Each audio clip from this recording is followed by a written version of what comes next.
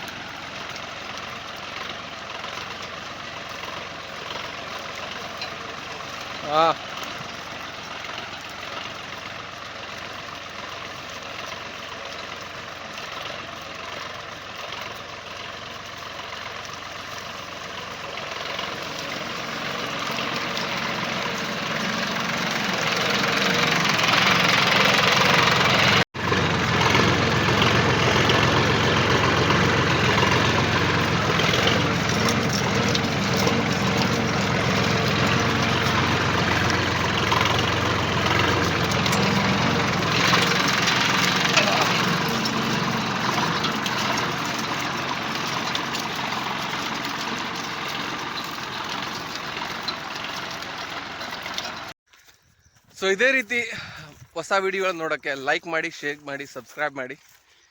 Jai Hind, Jai Karnataka.